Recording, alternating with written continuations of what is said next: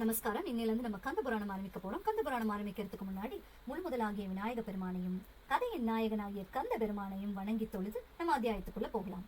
ஓம் ஏகதந்தாய வித்மஹே வக்ரதுண்டாய தீமஹி தன்னோ தந்தி பிரச்சோதயாத். உருவாய் அருவாய் உளதாய் இலதாய் மறுவாய் மலராய் மணியாய் ஒளியாய் கருவாய் உயிராய் கதியாய் விதியாய் குருவாய் வருவாய் அருள்வாய் குகனே. அத்தியாயம் 1. சபையிலே எழுந்த மறுப்பு. மாபெரும் சபை கூடியிருந்தது. மண்டபம் முழுவதிலும் மக்கள் நிறைந்திருந்தனர். புலவர்களும் பண்டிதர்களும் சாஸ்திர விற்பனர்களும் சகல கலா வல்லுநர்களும் அங்கே குழுமியிருந்தனர். அன்றைய தினம் அந்த சபையிலே அரங்கேற இருக்கும் அற்புத நூலை கேட்க அவர்கள் ஆவலோடு காத்திருந்தனர். குறிப்பிட்ட நேரம் நெருங்கியது. குமரக்கோட்டத்தில் கோலம் கொண்டுள்ள கந்த பெருமானுடைய பூஜையை முடித்துக் கொண்டு எழுந்தார் கச்சியப்ப சிவாச்சாரியார். பகவானுடைய திருப்பாதங்களுக்கு அருகே வெண்ணிறப்பட்டினால் சுற்றி வைக்கப்பட்டிருந்த ஓலை சுவடிகளை எடுத்து கண்களிலே ஒற்றிக்கொண்டார். அவருடைய பார்வை மந்தகாசத்தோடு நிற்கும் இறைவன் திருவடியிலேயே பதிந்தது. முருகா, என் அப்பனே, எல்லாம் இனிது நிறைவேற உன்னருள் துணை நிற்க வேண்டும் என்று பிரார்த்தித்துக் கொண்டார். பின்னர் அந்த சுவடிகளை பக்தியோடு கைகளில் ஏந்தியவராய் புறப்பட்டார். மண்டபத்தினுள் நுழைந்ததும் பெருத்த மகிழ்ச்சி ஆரவாரம் கச்சியப்பரை வரவேற்றது. அவருடைய உள்ளம் ஆனந்தத்தால் நிறைந்து வழிந்தது. பல நாட்களாக ஆவலோடு அவர் எதிர்நோக்கி காத்திருந்த பொன்னால் அல்லவா மண்டபத்தின் மத்தியில் சற்று உயரமாக அமைக்கப்பட்டிருந்த மேடையை நோக்கி இரு கைகளையும் கூப்பி வணங்கிய போது அவருடைய கண்களிலிருந்து நீர் பெருக்கெடுத்தது. தழுதழுத்தது. பேரன்புடைய பெருமக்களே, அடியேன் சிற்றறிவுக்கு எட்டியவரை எழுதி முடித்துள்ள இந்நூலை தங்கள் சமூகத்தில் அரங்கேற்றம் செய்ய வந்துள்ளேன். தயை கூர்ந்து அனுமதி வழங்க வேண்டும் என்று வேண்டினார். தொடங்கட்டும், ஆரம்பிக்கலாம் என்ற குரல்கள் எழுந்தன. கச்சியப்பர் மெல்ல மேடை மீது ஏறி அமர்ந்து சுவடிகளை எடுத்து கண்களிலே ஒற்றிக்கொண்டார். அவர் உள்ளம் குமரபெருமானை தியானித்தது. கண்மூடி தியானத்திலே அமர்ந்திருந்த அவர் சிறிது நேரம் பொறுத்து கண் விழித்தார்.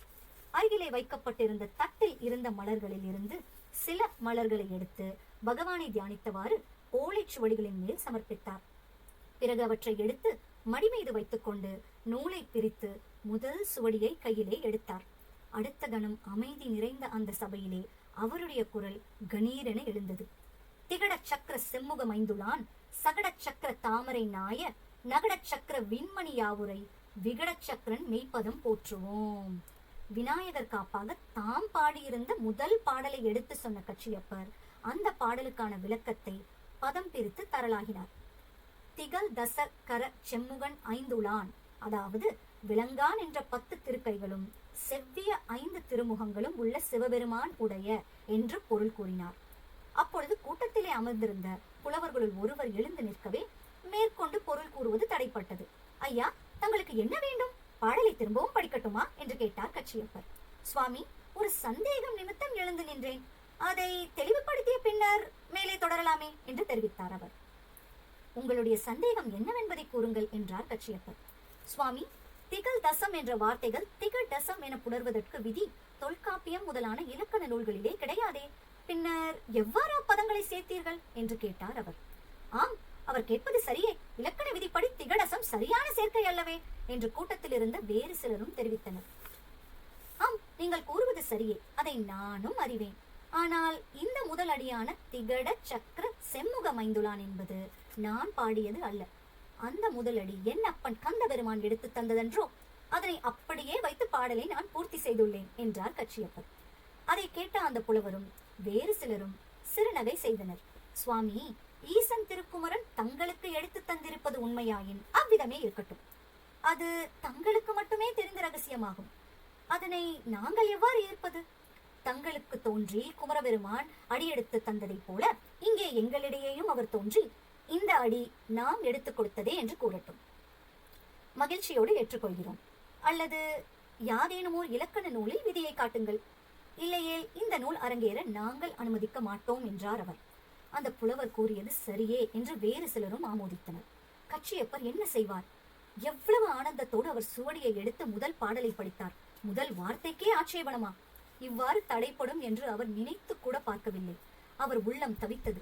இறைவன் எடுத்து தந்த அடிக்கு அவர் எவ்வாறு ஆதாரம் காட்டுவார்? இது என்ன சோதனையோ? அவருடைய கண்களிலே நீர் திரையிட்டது.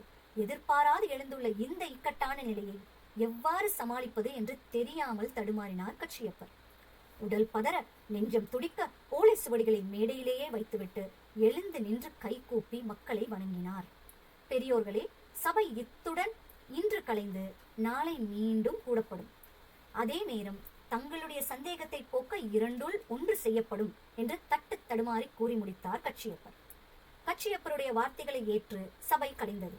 எல்லோரும் எழுந்து சென்றனர். அவர்கள் போவதையே வெறிக்க வெறிக்க பார்த்தவாறு நின்று கொண்டிருந்த கச்சியப்பர் கண்களிலிருந்து வழியே நீர்த்துளிகள் உருண்டு சென்ற வண்ணம் இருந்தது. மண்டபத்தில் இருந்த கடைசி மனிதன் வெளியேறிய பின்னரே அவர் தம் உணர்வை அடைந்தார். ஓலைச்சுவடிகளை எடுத்து பட்டிலை சுற்றி வைத்துக் கொண்டு குமரக்கோட்டத்தை நோக்கி புறப்பட்டார். வரும்போது இருந்த உற்சாகம் இப்பொழுது அவருடைய நடையிலே காணப்படவில்லை. நடை மிகவும் தளர்ந்து போயிருந்தது. அத்தியாயம் முற்றும். நன்றி.